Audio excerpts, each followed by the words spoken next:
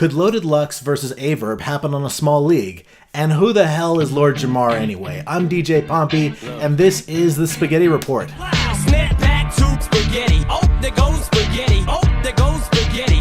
He's so mad, but he won't give up spaghetti. No.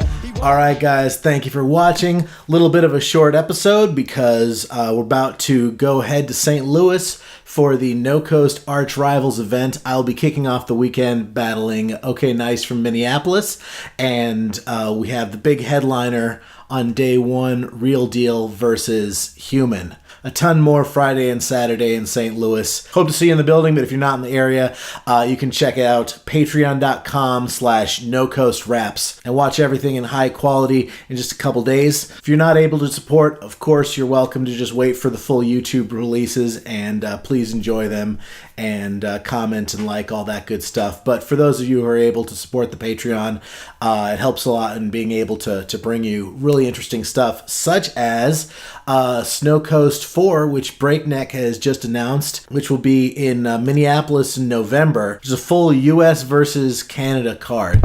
As you might not know, No Coast has had over 10 international matches. I think we're up to about 12 right now, with the likes of Cannell, Mackenzie from Scotland, Billy Shakes from Canada, D Rose from Canada. I don't think any Midwest league has had as many international matches as No Coast has. In fact, let me know what leagues in the United States have had more than 10 international battles, other than perhaps Grind Time. So we'll be talking more about Snow Coast 4 once the full card is out, but a couple items I'd like to touch on. Coming after Aye Verb's consensus victory versus Murder Mook on RBE, it's been in the air that Aye Verb versus Loaded Lux is one of the next huge matchups that we're going to see that's going to impact, a lot of people's top five. And speaking of Verb, his battle versus Pat Stay on RBE also dropped recently. I think that's a fantastic battle. Check that out. There's a big question of whose turf Lux versus Verb might be on, whether it would be in Lux's home, New York, or whether it could be in St. Louis. Lux has generally put it out in public that he would be willing to come to St. Louis for it, which would be huge for the Midwest.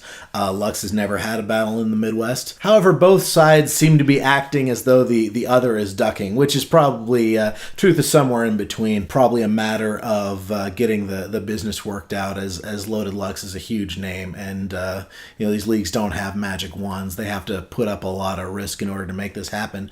And given all the talk we saw around the time of the URL strike, which you can see me cover in episodes 1 and 2. I remember there was some talk about some of the top tiers were wanting to move to a model of a pay-per-view split, so that they had residuals off of gross instead of just like a fixed amount. Given that Loaded Lux has said, I'll battle you in any league, and in a conventional way, really only RBE or URL have a chance of doing that. But this pay-per-view percentage model, it would make it possible for other leagues to bring highly anticipated matches that, maybe the battlers feel they're such big names they'd be able to promote it on their own. So, you know what?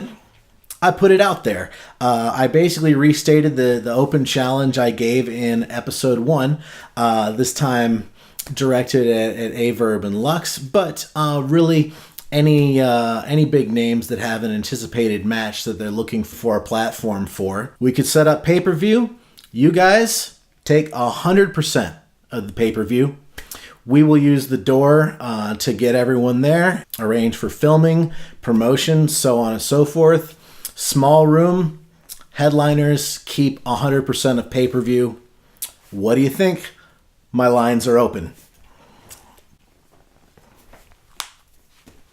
No responses to my tweet so far, but we'll see. All right, so lastly, I thought that I was pretty much done covering offshoots of the Eminem Kamikaze feuds. But, I was thinking, today is National Coming Out Day. And while I'm not coming out myself, as I am a straight cisgendered male, don't hate, I was born this way, I do feel very often disturbed by the amount of misogyny and homophobia both that is considered normal and acceptable in hip-hop. This is a topic that, has the potential to lose me some followers. I don't really care. I feel pretty strongly about it. I don't think people understand how damaging it is to bully marginalized groups with just impunity. I'll probably go into this more generally over the next few months, but I make it a point to call it out when I see it, and today's lucky winner is Lord Jamar. Now, you may be asking, who is Lord Jamar? Certainly anyone who isn't, as I am, a hardcore rap fan over the age of 30 might be asking that question, who is this guy? So he was in a group called Brand Nubian, kind of similar in style to your Native Tongues groups, Tribe Called Quest and De La Soul. I first heard him on the Tribe Called Quest album Low End Theory, which came out in 1991. People disagree on how relevant or not relevant Lord Jamar ever was or is now. But I would say like 1991 was pretty close to the peak of his relevance. And I assert that he was not one of the 20 most relevant artists that dropped music within that year specifically.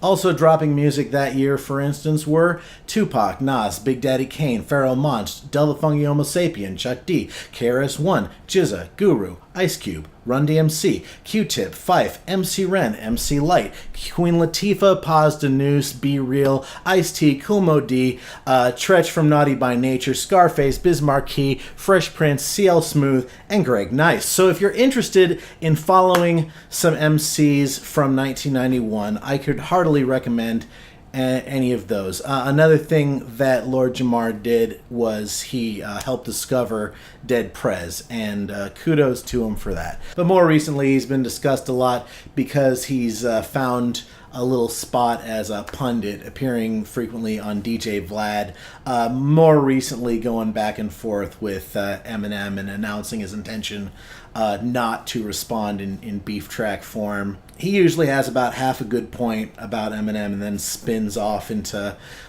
crazy territory things like technical skill doesn't matter, which you would never say in a conversation about Big Pun or Black Thought or Rakim or Big Daddy Kane, or on it goes. So this has got this guy in my timeline once again. I bring up his music, the supposed source of his relevance, because I actually Googled best Lord Jamar verses, and all that comes up in Google is him talking shit about more successful people than him. And I thought, okay, so he's a clout chaser, and you just ignore them and they go away.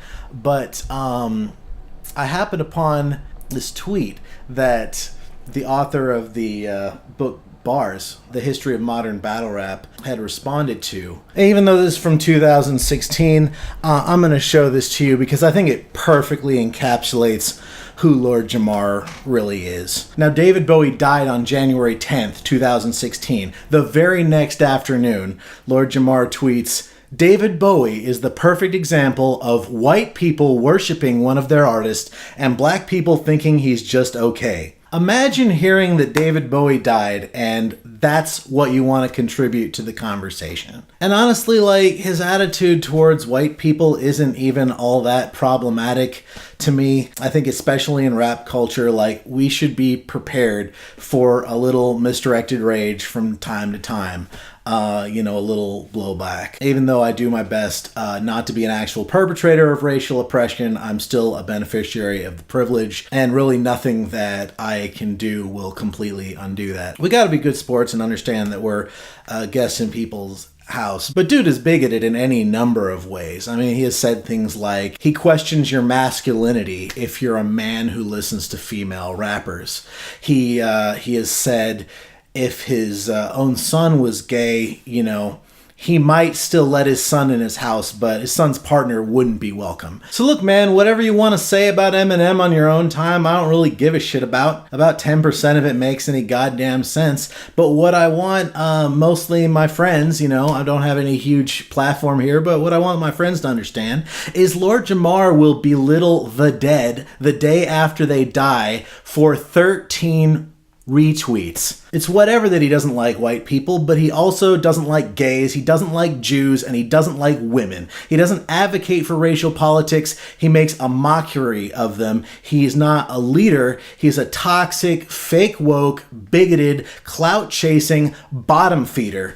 Now either call him out or ignore him. Those are your only two options going forward. All right, guys, see you at Arch Rivals. I will be watching the comments intently. Good night, guys. Who explained to me last there's no space on the map for Canadians rapping? Well, shout out to Drake from Degrassi. Christopher Wallace isn't spinning in his coffin. Dead people died, now we're living with the offspring. It's hip-hop basics, fuck it, it's pop entertainment. Anybody's spot can be taken. Burning it.